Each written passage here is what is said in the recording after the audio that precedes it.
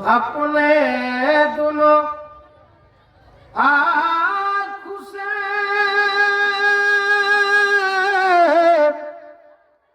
कितना जनाजा देखो, अपने दोनों हाथों से कितना काफन पड़ा। আশিক একজন কবি বড় আফসোস করে বলতেছেন যে আপনার এই দুই চোখ দিয়ে আপনি জীবনে কত মানুষের জানাজার নামাজ দেখলেন, এই দুই হাত দিয়া জীবনে আপনি কত মানুষকে কাফনের কাপড় পরাইলেন, এই দুই হাত দিয়া জীবনে কত মানুষকে আপনি শেষ বিদায়ের গোসল দিলেন, এই দুই হাত দিয়া জীবনে কত মানুষকে আপনি কবরে নামাইলেন, মাটি দিলেন। কিন্তু এই মানুষ বড্ড বেখবর যে তার জন্য বাঁশ বাগানের ধারে বাঁশ অপেক্ষা করতেছে চালি হওয়ার জন্য। বাজারে সাদা মার্কিন শাড়ি চলে আসছে কাপড়ের কাপড় হওয়ার জন্য। এই মানুষ সেই খবর রাখে? কি বলেন রাখে? কি বলেন রাখেনি? সাল্লাল্লাহু আলাইহি ওয়াসাল্লাম আনা আসমাউ সালাতাকুম আলাইয়া বিল ওয়াসাতা, নবীজি বলতেছেন উম্মতেরা তোমরা আমার প্রতি যে দুরূদ পাঠাও, যে সালাম পাঠাও, এই দুরূদের আওয়াজ আমি নবী শুনিতেছি, শুনিতে থাকিব, আমার কোনো ওসিলা লাগে না। পড়ি না সুবহানাল্লাহ। সেই দরুদ নবী নুরানি রওজা মুবারকে লাখো কোটি দুরূদ ও সালাম জানাই। সালাম ও কদম বসে আরজ করছি আমার আকা আমার সাহেব, লক্ষ লক্ষ কোটি কোটি জাকেরান আশিকানদের হৃদয়ের স্পন্দন, আমাদের কলিজার বোঠা, চোখের মণি, অন্ধকারের আলো, বিশ্বওয়ালী খাজা বাবা ফরিদপুরি কেবলাজান হুজুরের পবিত্র কদমে সালাম জানাই। ভাইজানদের পবিত্র কদমে সালাম জানাই। আজকের মাহফিলের সম্মানিত সভাপতি সাহেব, প্রধান অতিথি, বিশেষ অতিথিবৃন্দ, আমার সহপাঠী আলেম ওলামা, এলাকার বিভিন্ন মসজিদ মাদ্রাসা থেকে আজকের সম্মানিত উপস্থিতি, পর্দার অন্তরালে আমার মা ও বোনেরা, সকলের প্রতি আমার আবারও সালাম। আসসালামু আলাইকুম ওয়া রাহমাতুল্লাহ। আমি আমার আলোচনার শুরুতে পবিত্র কালামুল্লাহ থেকে একখানা আয়াতে কারিমার কিছু অংশ তেলাওয়াত করেছি। এরই আলোকে কিছু কথা বললে কি আপনাদের কষ্ট হবে? কি বলেন, কষ্ট হবে? যে কথাগুলি বললে আল্লাহ খুশি হবেন, আল্লাহ রসুল খুশি হবেন, ইসলামের খেদমত হবে, আমাদের চরিত্র সুন্দর হবে, এমন কিছু কথা যেন আল্লাহ পাক রব্বুল আলামিন আমার মতো গোলামের জবান দিয়ে বের করে দেয়। সকলে পড়ি আমিন। আমি যে আয়াতে কারিমা তেলাওয়াত করেছি, এই আয়াতে কারিমা তেলাওয়াত করার উদ্দেশ্য হলো এই সমাজের মধ্যে একদল লেবাসপন্থী, তাদের মাথায় টুপি আছে, জুব্বা আছে, পাগড়ি আছে, দাড়ি আছে, কিন্তু তারা বলতেছে যে ঈদে মিলাদুন নবী সম্পর্কে এই বিষয়ে কোনো মাহফিল করা যাবে না। নাউজুবিল্লাহ।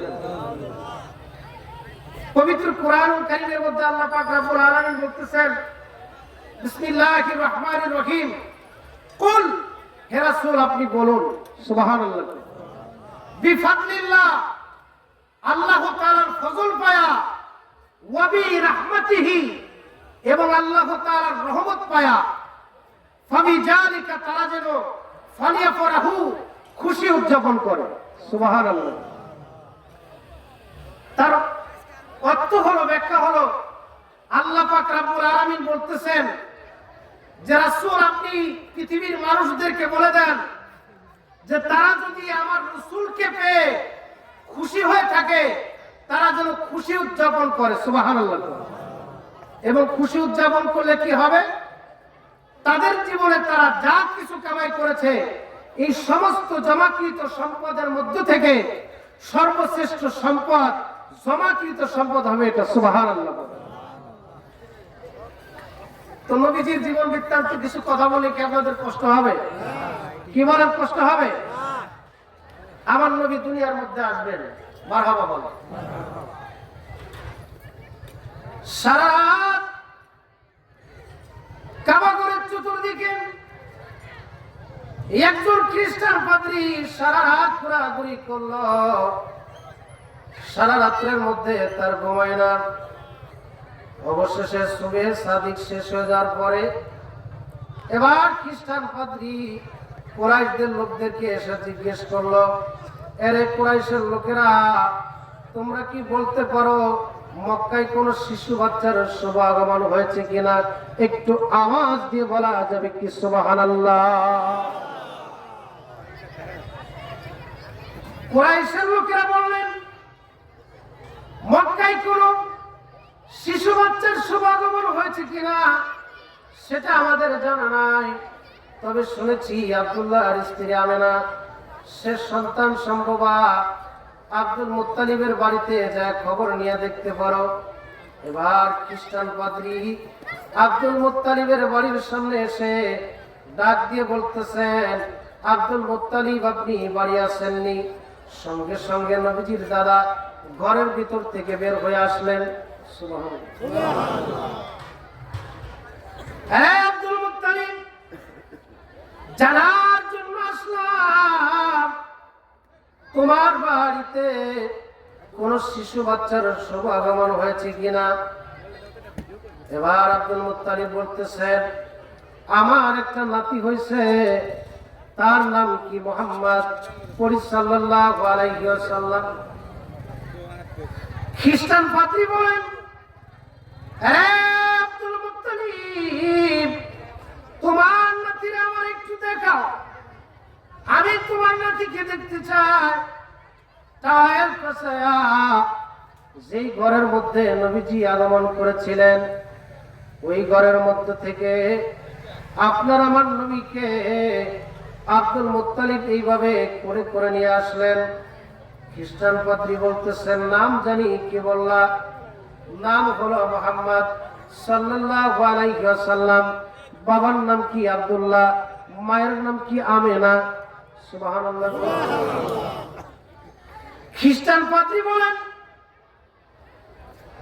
আব্দুল মুত্তালিব, বনি ইসরাইলের কত সম্মান ছিল, বনি ইসরাইলের পতাকা আকাশের মধ্যে ফটফট করে উঠতেছিল।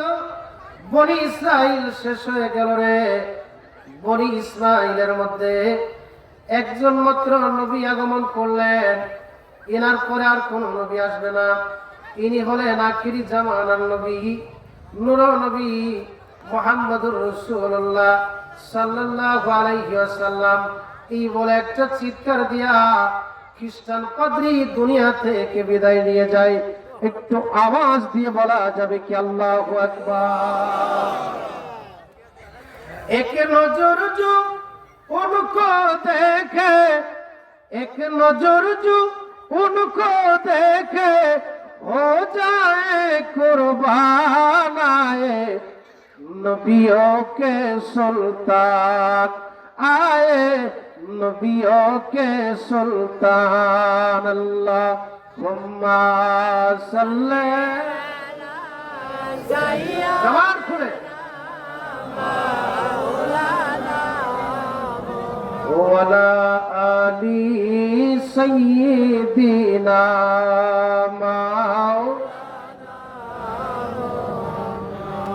अपने दोनों आँखों से